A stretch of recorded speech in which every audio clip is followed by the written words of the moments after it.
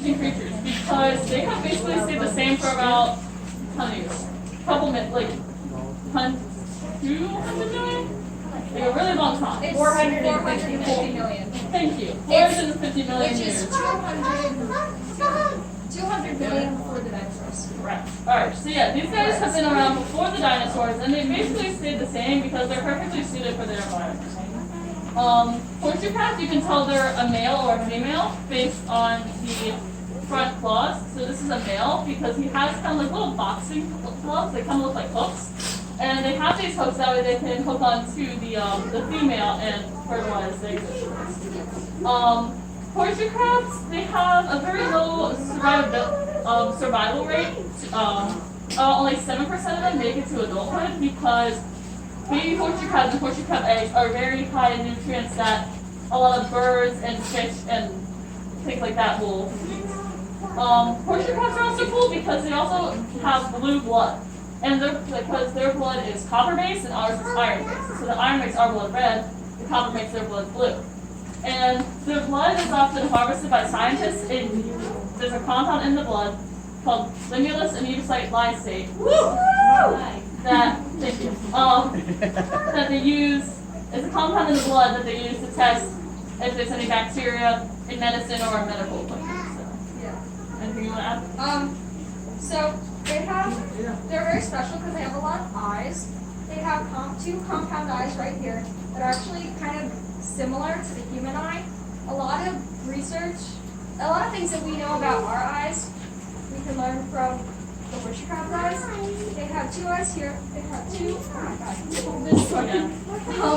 they have two eyes right here, where it kind of looks like a nose. They have sensors all along, like the carapace. The rim of their carapace. Whatever she said. Yeah.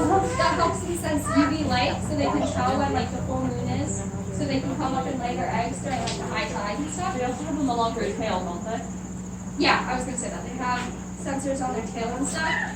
Also, another thing about their tail is that if you see them on the beach, you never want to pick them up by their tail because their tail is very fragile, and if you hold it like this, it'll probably break off. And once the tail's gone, the horseshoe crab can't survive. Yeah. Because it uses it to, as you can see, it folds up when I put my hand here to defend itself against predators and stuff.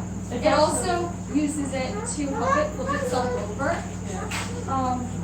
He's not really trying to do right now. No, but he's kind of trying to. Yeah, you want to take him back? Yeah. Oh, yeah, their gills right here, they're called book page gills because they kind of look like the pages. There's just tons of bugs. If you lift them up, you can see like the gills have like all these different like page-like things. And also right under here, under this like top flap, you can't really see it because he's right under this top flap right here is where how they lay their eggs. So basically the females will crawl across the sand and like flap her gills, and which kind of like digs up like a soil kind of, and she will lay eggs while she's doing that. So she's kind of like digging into the sand sort of. I don't know.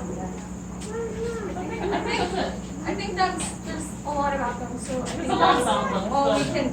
That's like a brief introduction to horseshoe crabs, yeah. So over here we have our pipefish and seahorses.